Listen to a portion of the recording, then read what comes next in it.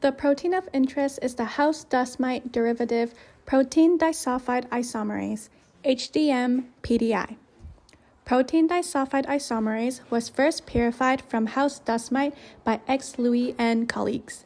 The study observed that HDM-PDI promoted FOXP3 transcription in tolerogenic dendritic cells, inducing T regulatory cells, which suppresses the immune response.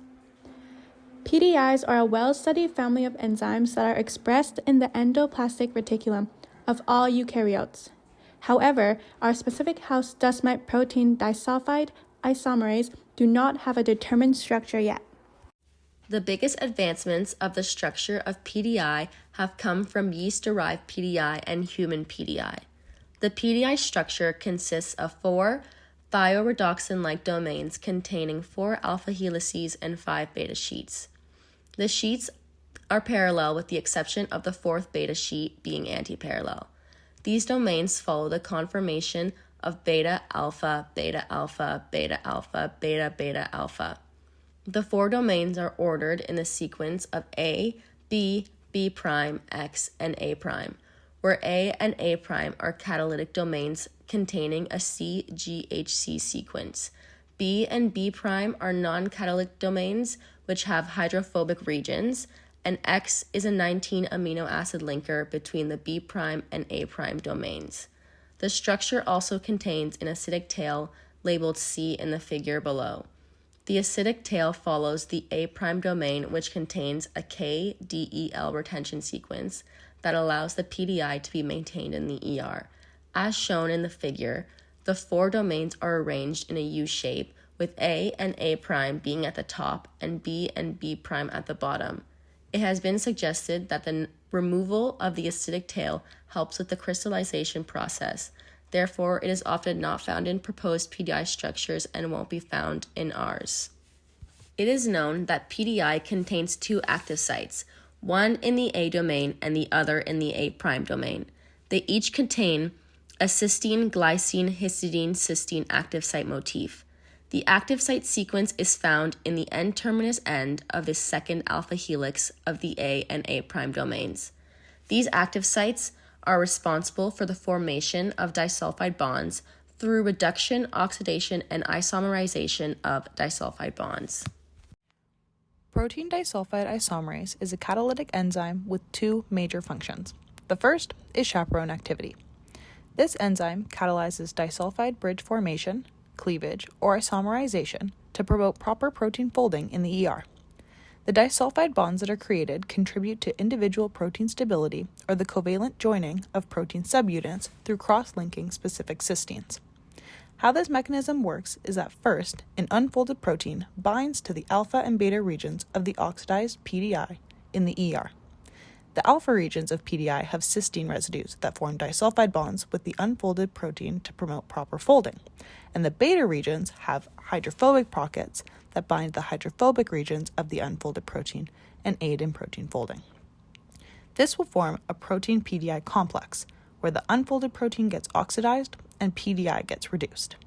Then, the complex undergoes isomerization to release the correctly folded native protein, or in some unfortunate cases, reductive unfolding occurs and the protein returns to its unfolded state.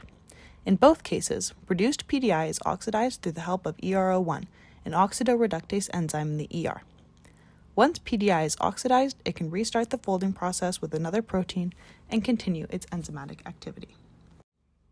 Another major function of protein disulfide isomerase that was more recently discovered and is less understood is its immunological activity and the role it plays in immune response suppression. Liu and colleagues looked at how house dust mite protein disulfide isomerase is related to immune regulation, and they found that it binds to tolerogenic dendritic cells by forming a complex with DEC205, a cell surface protein expressed on dendritic cells. This promotes FOXP3 expression, increases T regulatory cell production, and suppresses immune response. Since this function is more recently discovered, not a lot of research has been conducted on this protein's role in immune response. However, Liu and colleagues did experimentally determine that 27 house dust mite protein disulfide isomerases formed complexes with DEC205 on dendritic cell surfaces. which is a good indication that this is how the protein is related to the immune system. PDI applications. PDI is a multifunctional redox chaperone, as we all know, and can be used to refold acid denatured green fluorescent protein to its proper configuration and fluorescent properties. Here in this figure, a study done by R.E. Mares and colleagues showed GFP, green fluorescent protein, refolding kinetics with time by measuring its fluorescence. You can see here in the green is a trend for GFP interacting with human PDI. In the blue is a trend for GFP interacting with yeast PDI, and in the black, GFP with the absence of the chaperone. The trend here is not as high as seen when interacting with the other PDIs. PDI has the ability to distinguish between partially folded, unfolded, and properly folded protein substrates, and therefore can be used to further help studies understand protein folding in the ER and neuronal tissues. An example of this is the accumulation of misfolded proteins within the ER, which activates the unfolded protein response, UPR. The UPR aims to reduce the load of unfolded proteins by inducing PDI and further increasing protein folding capacity. Studies suggest that PDI can also be protective. Induction of PDI during ER stress in neurodegenerative diseases reduces the load of misfolded proteins, thus restoring proteostasis and increasing neuronal viability. Because PDI is an efficient catalyst and protein chaperone, it plays an important role in protein quality control.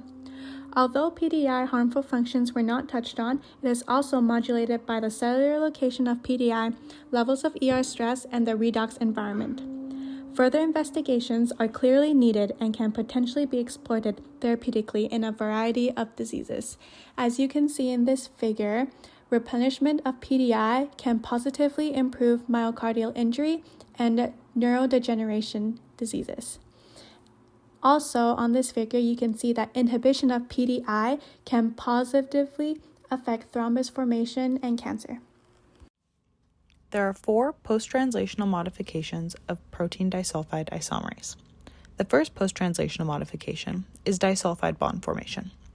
This occurs through the joining of 2 cysteine residues in the peptide backbone through an oxidation reaction and works to promote the proper folding of the overall protein.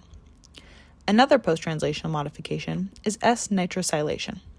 This modification works by adding a nitrosyl group to a reactive thiol group of cysteine. Essentially, the hydrogen on the sulfur of the cysteine is replaced with a nitrosyl group. This addition forms S-nitrosothiol, which aids in protein misfolding, ER stress, and apoptosis. The third post-translational modification is carbonylation, which involves the addition of carbon monoxide to amino acid residues, most commonly proline, threonine, lysine, or arginine. This modification occurs when there is an increase in oxidized low-density lipoproteins, which creates oxidative stress and results in the disruption of catalytic activity of PDI. This modification is one of the most harmful irreversible oxidative protein modifications and is often related to cellular damage and aging. The last post-translational modification is S-glutathionylation. This modification involves the addition of a glutathione tripeptide to a glycine, cysteine, or glutamic acid residue. S-glutathionylation is induced by reactive oxygen species or reactive nitrogen species and commonly results in disulfide bond formation between glutathione and cysteine. This modification leads to an increase in protein misfolding and unfolded protein response in the ER due to cellular stress. The amino acid sequence of the enzyme from the human dust mite PDI study was uploaded to Swiss Model for modeling. The software was allowed to choose the template in which 50 were found, but only 4 models were created out of those 50 templates. The best template showed 46% sequence similarity, and it was the human-derived protein disulfide isomerase A3. Swiss Model gave this dust mite enzyme model a global model quality estimate of 0.69. This estimate evaluates the quality of models by evaluating their template structure and by looking at the template target alignment. Scores are between 0 and 1, and the closer to 1 means the model is of higher quality. The model displayed significant coverage of the template with the exception of small parts at the beginning and end of the sequence. The modeler also provided a Ramachandran plot for the entire structure.